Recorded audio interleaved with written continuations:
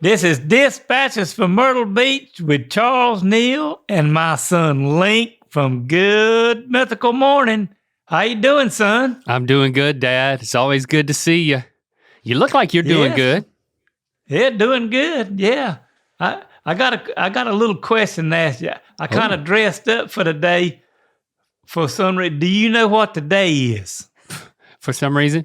Well, honestly, you look nice, but I'm just going to be honest and say I couldn't tell that you were dressed up. I just thought you had on a nice shirt. I mean, do you have on pleated pants that I can't see? How dressed up are you down there? It just stops right here. I got a pair of blue jeans on, like that TV stuff we get. Okay. The magic of podcasting. Right. To answer your question, no, I do not know why I should have dressed up. Because the day's the first day of spring. That's why I wore this flowery shirt. Oh, really? That's today.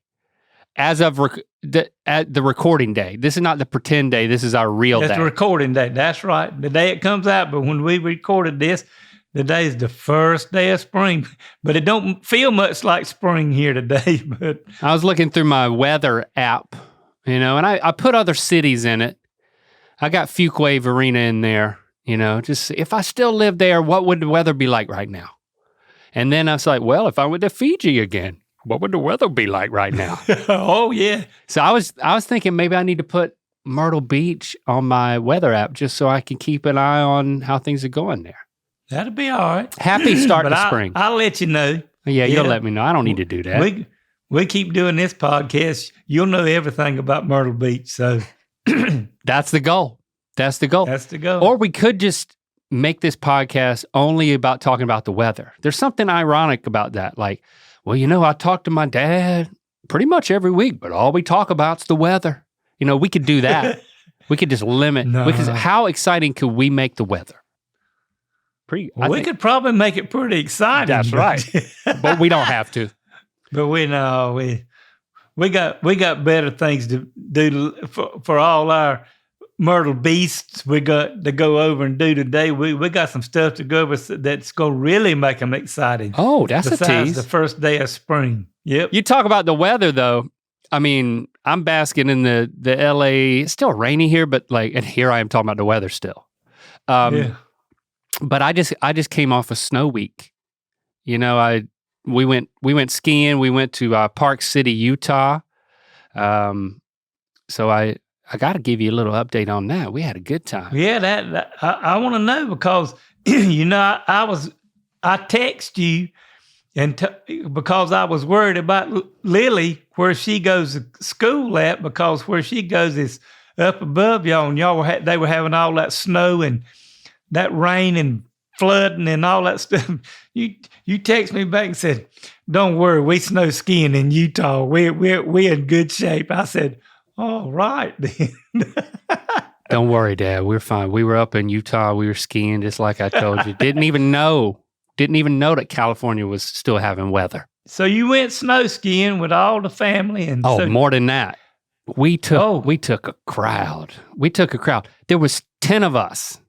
In a house, and then Lando's best friend and his parents. And his best friend's sister, they were staying in another house, but they hung out with us all the time. Like we went out to dinner, there were 14 of us. That's a feat to have a dinner with 14 people and everybody. At one point I looked down the table because we were at the end, Christy and I talking to our friends. And then our friend Alex made a comment. He was like, look down there, everybody's having a good time. And it just felt really good to have to put on this event. We're celebrating, it was Lincoln's spring break for his senior year. And we had been skiing last year at the same spot. And I was like, Lincoln, what do you want to do for spring break? He said he wanted to go skiing again. And I found this house that could house some people. I was like, invite some friends. And I'm thinking, I'm going to be the hero dad. All right. That's because I'm like, you know what? You can invite 4 friends. They can all go skiing. And then Lily's able to come. And I'm like, Lily, you can bring your boyfriend. Lincoln's friends' parents were like, you sure you want to do this? I mean, this is great. Take take my kid, but like, you got like a bunch of 17, 18-year-olds. We had a blast. And I ended up skiing for 4 days. I only busted my ass once. Like literally, I busted my ass and on some ice. And it was, I had to lay there a minute. I had flashbacks to my collarbone. I was like, last time I just had to lay somewhere for a minute. I didn't get up all in the same number of pieces. But my ass is still in I guess an ass is 2 pieces, right? Well, it's got 2 sides, yeah. Yeah. 2 cheeks, anyway. I don't know if it's 2 pieces, but it's got 2 cheeks. Yeah. So growing up, you hung out with your friends at the house. Was your house the place where your friends would hang out? And were your parents, Nana and Papa, were they the type to like know your friends and have them over or take them on trips? Oh yeah, when we were growing up, I mean, I had several of my friends that would come by and Nana'd fix supper and they'd stay and eat. And then when we'd go on vacation, I probably didn't get to take 4 people, but I always got to take 1 people when we'd take our yearly vacation to the beach. Teresa got to take somebody and I got to take somebody. So that's cool. I had a good mom and daddy that did a lot of stuff where they looked after us and took care of us and where we enjoyed growing up. Yeah, it sure did. Christy and I like the idea of being the house that all of our kids' friends would come to, you know? That seemed like we wanted to be those type of parents. Like growing up, I had a friend, Michael, and his parents were really cool. They let us just hang out as long as we want. That's where we would always go, you know? So I wanted to be that. So it kind of, I wanted to be the cool dad who was like, yeah, I'll take all of you guys skiing. But just having everybody come over to the house, because then you can kind of come to conclusions about the friends. And if you want to enable that or not, you know, you can get to know them. And you can hear stuff. If they're not at home, if there's somebody else's house talking, you ain't going to hear stuff. So I like being that hub. So we had a good time. Well, that's good.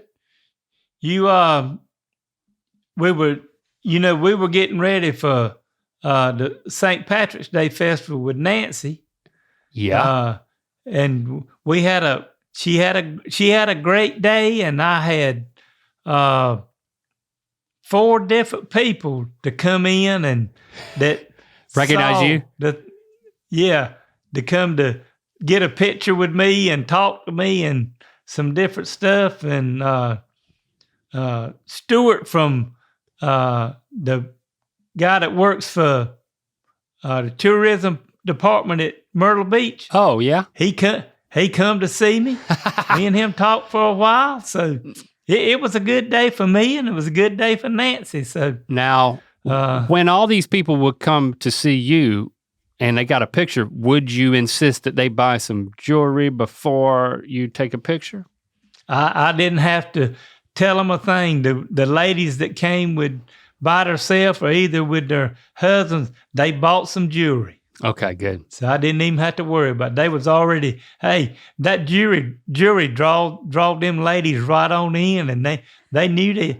I kind of mentioned that, you might have to buy a piece of jewelry. But I didn't even, they all bought a piece of jewelry and went home with it and got a picture of me to take home. So it was fun. Did she sell the Jaguar pendant that she showed me? I don't think she sold those. Had a lot of people look at them. Nobody wanted. Because she had 2 of them, but I don't think she sold the Jaguar pendant. Well, maybe she should have called it a lion. I don't know. Yeah. So she still got this. So she didn't sell out, but it was successful. Oh no, Lord! If she'd have sold out, it probably had to last for 2 or 3 days. But let me tell you what, Link, they was I'm gonna say probably 15,000 people there. Damn. I mean, you couldn't even walk up and down the street. There was so many people. And you only got recognized 4 times? Well, you got to get recognized more than that. We got to work. We got to put some more work in, Dad. That ratio is not good enough. Well, it was pretty. Hey, I enjoyed it. I thought I was supposed to be in the background. Anyway, that was right. Nancy's day. Maybe I need to start wearing one of them Jaguar pendants. You want me to send you one? You can wear it. If I'm going to get you to wear a mullet, you can get me to wear a Jaguar pendant. Yeah, I think I'm going to have to go back and get another trim the way it's grown back out. But just on the top, Dad. Just the top and the sides, not the back. Oh, I ain't going to get the back cut. Okay, see? Good. Yeah, it's looking good. It's peeking out. It's peeking out down there. You got yourself a little mullet. But you talking about me getting recognized this past weekend was the car show down here at Myrtle Beach. And there was like 3,500 old cars, anywhere from the 30s to the 70s. And you were walking down the line saying, oh, this one's got a 4.3 liter. This one's got an 8.6. Oh, no. I was walking down the line and said, that's a 396. This is a 502. That's a 327. Right. This is a 340 in the Dodge. And you know the year of all of them. It's like a compendium of useless car information. Oh, no, not for us old people that know all about these old cars. It ain't useless. So what happened at the car show? I had one guy from a Coastal Speed Shop come up. He just almost come running up. And he said, "You're Link's dad, aren't you?" I said, "That would be correct." And he said, "Well, I've been watching him and Rhett for a long time." And I said, "Well, that's good." I said, "But you ain't tuned in to Dispatches from Myrtle Beach yet?" And he kind of looked at me and I said, "Oh yeah, me and Link's doing a podcast and it's on YouTube now, Dispatches from Myrtle Beach." He got his phone out, put it in his phone, and then pulled it up and he said, "I got you now. I'm going to start looking at it." So no, he got that backwards. We got him now. We got him now. You're trapped. You're trapped in a dispatch. I had some friends of mine that came from Sanford down there, and I hadn't seen them in a long time. And I carried them up to Bullinose to the IGA grocery store. Oh. It's got clothes in it. You can get fishing and hunting license there, everything. And they said, we got through eating, and Joey said, "Now, we got to have some ice cream." And they got a place right over there where you can get homemade dipped ice cream. Ooh. We went up there to get some ice cream, and I still had my Good Mythical Morning shirt on, and I looked, the girl dipping the ice cream was probably 16 or 17 or something. And I said, "Do you know who these folks are, Good Mythical Morning?" She says, "Well, I don't think so." I said, "So you don't know who Rhett and Link are?" And her eyes, Link, got that big. She said, "Oh my God, you're Link's dad." I said, "That'd be correct." And hey, she just quit dipping ice cream for them people with me. She jerked her phone out and said, "We got to take a selfie right now." Oh, yeah. Yeah. So I told her about Dispatches from Myrtle Beach, and she wrote it down on a piece of paper. And she said, "Well, besides watching them, I'm going to be watching you too." So I had a pretty good day. Yeah. I love it. Bullinose. That sounds like a sponsor. They got fried chicken and turnip greens. Of course, you don't eat them, but then they have turkey and dressing on Sunday, every Sunday. Is this an almost ad? Yeah, I guess it could be. I guess it is. But, almost an ad. Well, I reckon we better move on along. Did you enjoy that? I did enjoy that. I enjoyed it. So far, I'm enjoying everything. Thanks for checking in. It's time for another edition of Myrtle Beach Mailbag. Well, I got some things for our mailbag, and I got a email from Mitch Lane, and it says, "What do babies and quarterbacks have in common?" Let's see. I'm gonna start with the quarterback. Quarterbacks, they pass babies and quarterbacks, they scramble. Quarterbacks can also, they get hit. They take a hit. Do babies take a hit? No, let's not go there. I don't know, Dad. Have I said anything that's on the right track? You kind of close, but I'm gonna be right honest with you. I don't know if I understand. You're gonna have to help me with this answer. But it said they both love TDs. TDs. You know what a TD? Oh, okay. Yeah, they both love TDs. I get it. TDs. Yeah, TDs. Touchdowns. Yeah. Yeah, Dad. That's That's pretty good. Yeah. That's pretty good one. That's pretty good. When the joke comes out of your mouth, sometimes it goes in your ear, and you can hear the punchline. You can hear the comedy. Sometimes you have to say it in order to hear it. Well, it worked this time. I don't know if it'll work on me the next time. But all right, well, give me another one. Let's see. I got one from Ben Troix. It says, what did the fish say when he swam into a cement wall? Does it have anything to do with semen?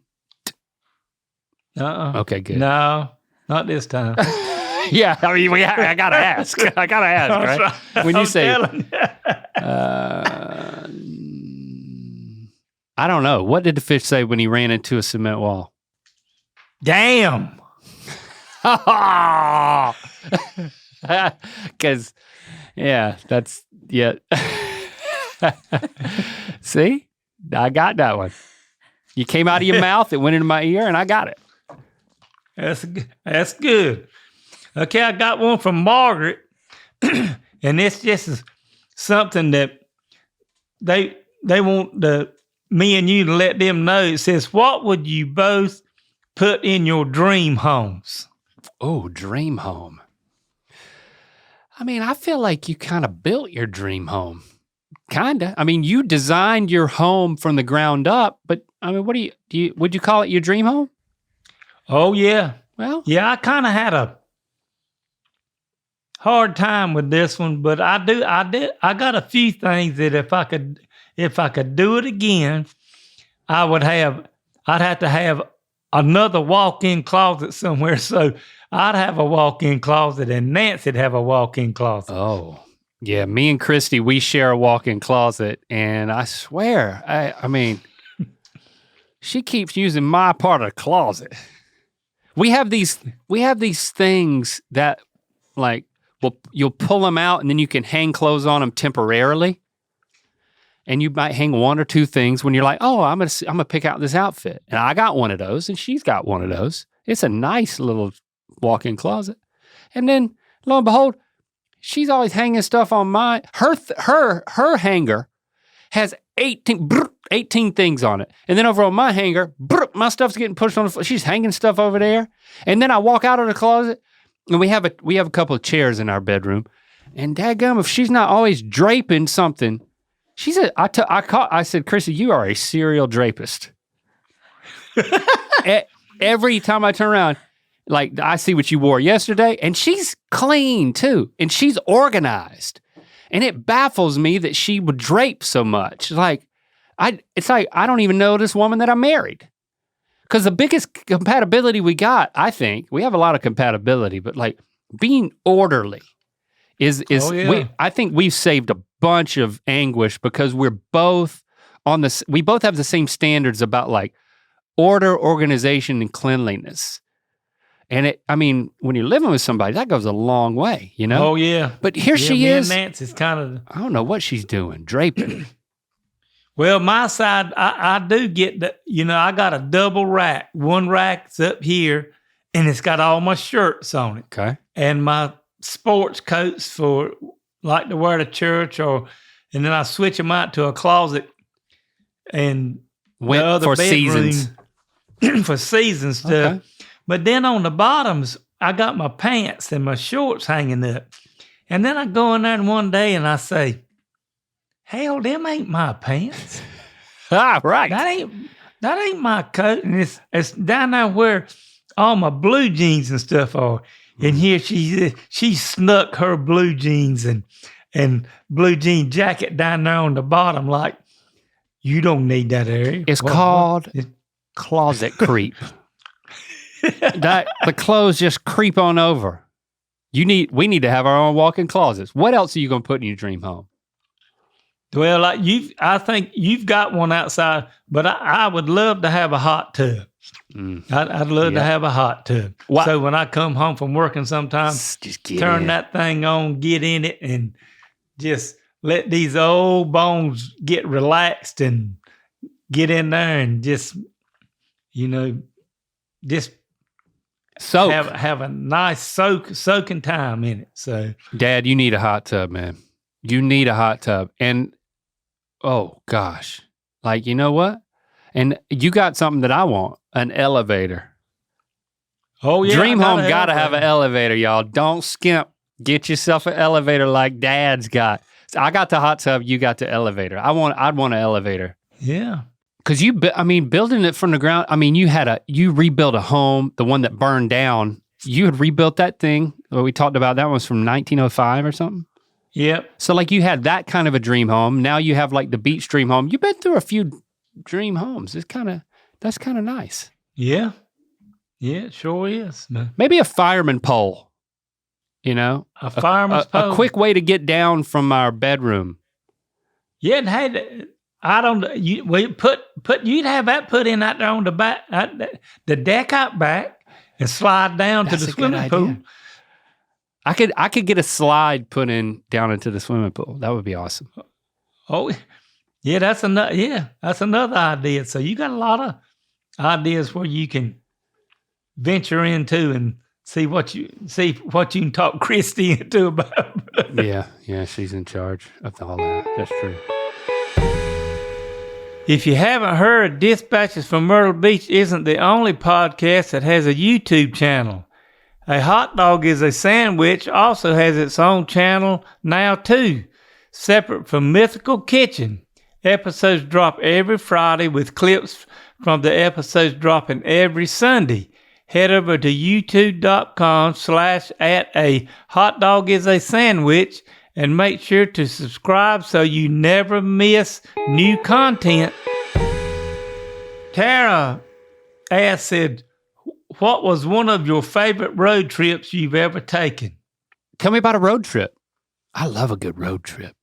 Well, I took a road trip way before me and your mama ever got married, and me and two other friends of mine, Jimmy Reed Ross and Ronald West, got on a motorcycle and left Lillington, North Carolina, and just headed to Florida. Hold on. How did you?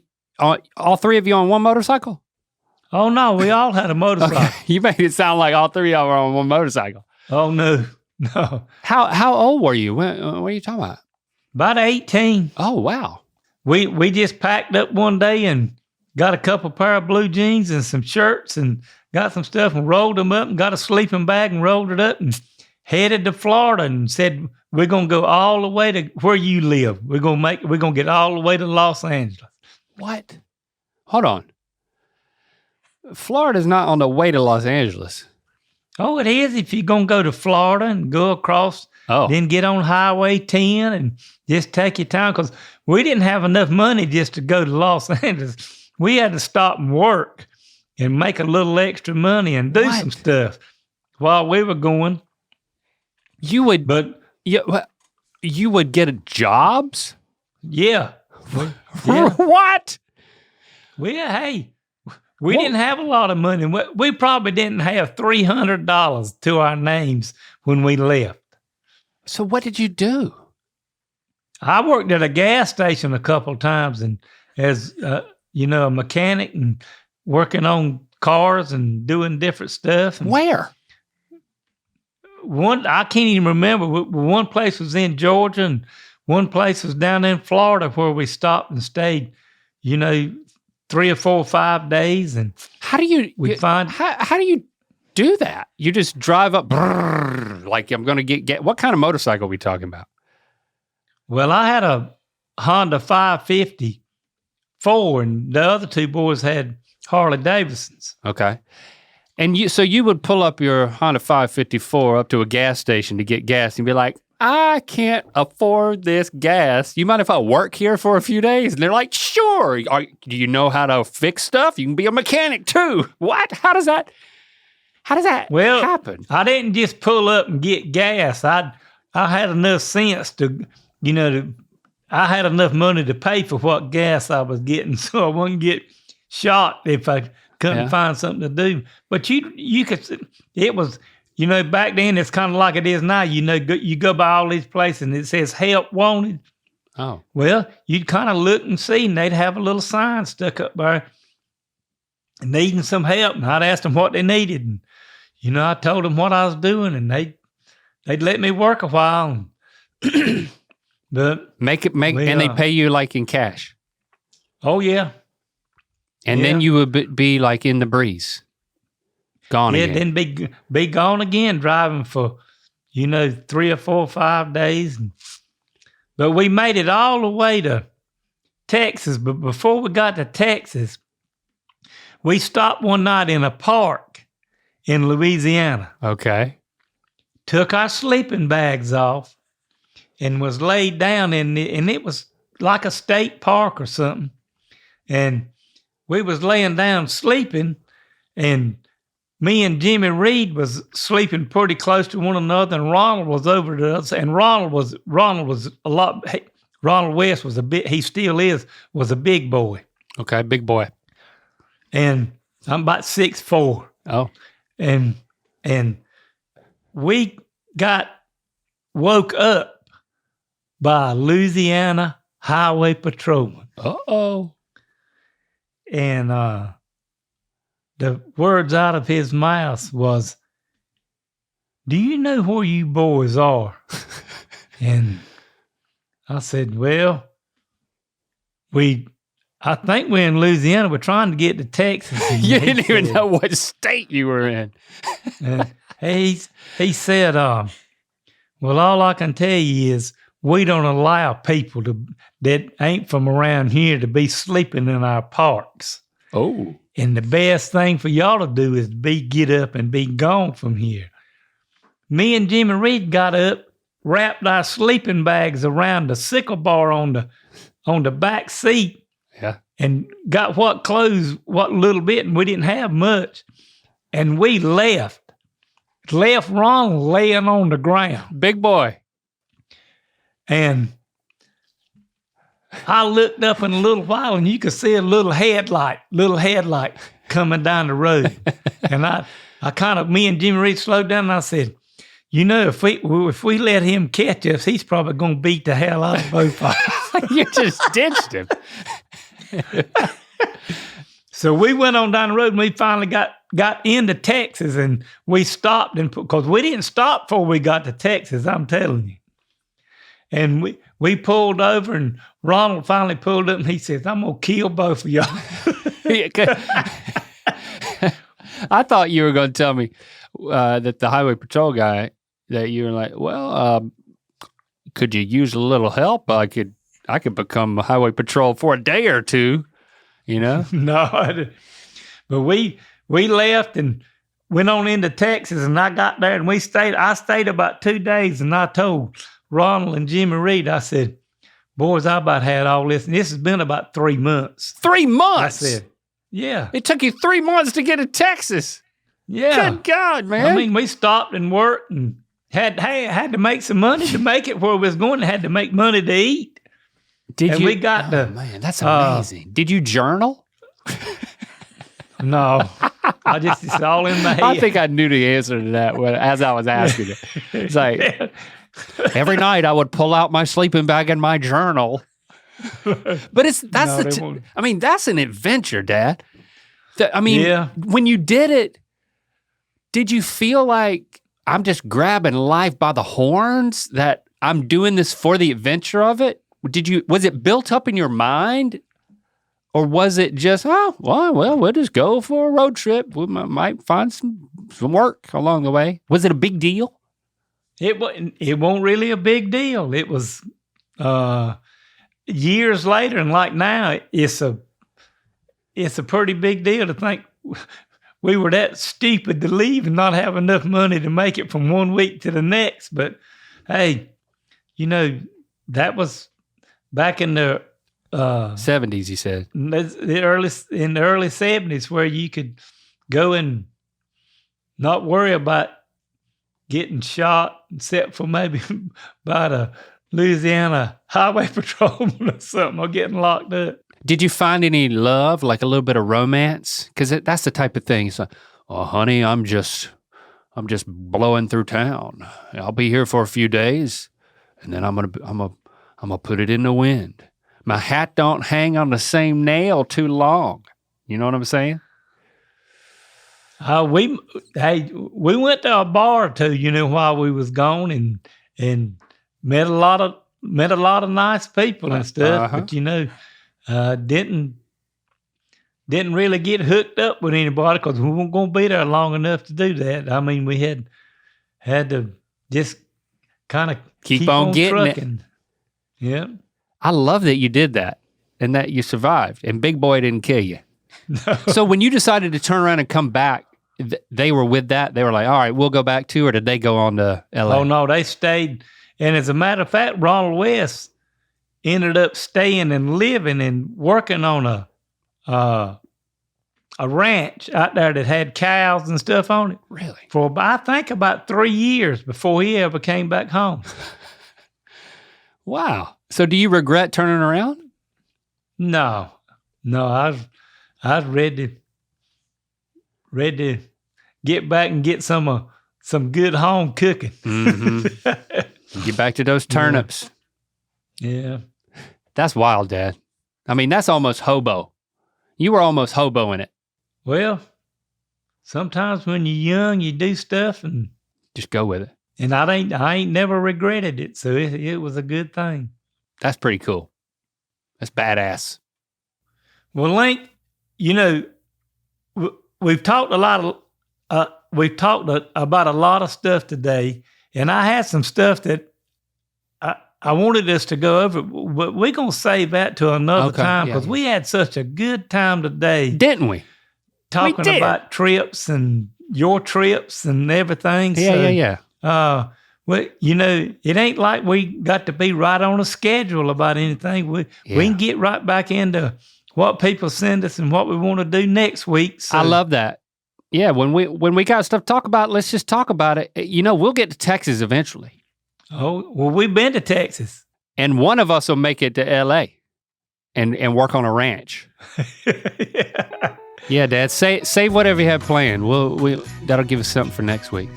Yeah, well, we'll save it all to next week. It was fun having and being with you here again today, and y'all come on back next Tuesday and Thursday for another one. And if you got a joke or a question or a comment you'd like to share with me, email me at ratherbeshaggin53@aol.com.